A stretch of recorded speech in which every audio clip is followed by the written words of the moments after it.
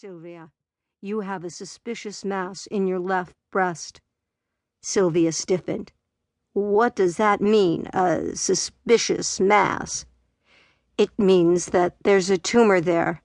It's about 3 centimeters, right here in the upper outer aspect of your left breast. He made an imaginary circle over the film with his pencil. Sylvia got up and moved closer to the film, staring at the offensive blob. She studied it objectively, as if looking at some other woman's X-ray. It couldn't be hers. Wouldn't she have known if something that ominous lay hidden in her breast tissue? Are you sure you didn't get my film mixed up with someone else's? Of course I'm sure. He tipped his head back and studied the mass through the bottom of his glasses. Sylvia, do you do self-breast exams? She felt as if she'd been caught neglecting her homework. Well, I used to try, but mine are pretty dense, and I always felt lumps that turned out to be nothing. I finally gave it up. Not a good idea, especially with your history. She knew he was right. Her mother had died of breast cancer when Sylvia was 24. She should have known better than to neglect those self-exams. But she had been so busy for the last couple of years, she hadn't had that much time to think about herself.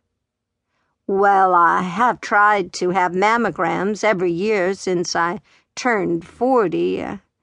Her voice trailed off. Except for the last couple of years when I've been out of the country. Well, it seems that the last couple of years were what really mattered. She looked at him, trying to read the frown on his face.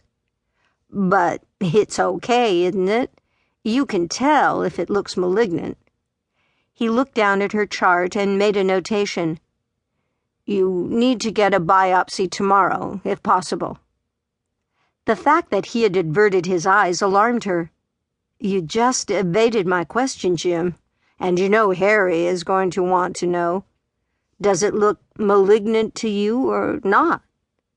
He leaned back in his chair, crossing his hands over his stomach. The frown wrinkling his brow didn't look quite so melodramatic now. She set her mouth. Be straight with me, Jim.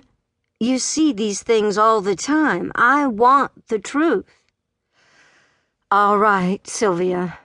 He sighed and took off his glasses, rubbed his eyes. It does have the characteristics of a malignancy.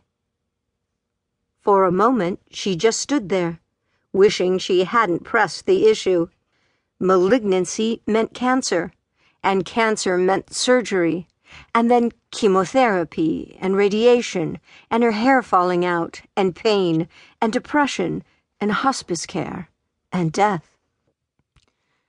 Her mouth went dry, and she wished she'd brought her bottled water in from the car. She wondered what time it was. She had to get to the cleaners before it closed. Her hands felt like ice, so she slid them into the pockets of her blazer to warm them. Come on, Jim, I don't have cancer. I've been tired, that's all, and they already figured out it's from anemia. There is no possibility that I have breast cancer. None. Zilch. Sylvia, you have to get this biopsied as soon as possible.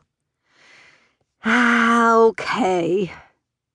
She looked down at her blazer and dusted a piece of lint off. Fine, I'll get the biopsy, but I'm not worried about it at all. Good. But he still wore the frown that said it wasn't good. He turned and jerked the film out of the light box. And you're probably right. But if it is cancer, you may have detected it early enough that you'll have an excellent prognosis.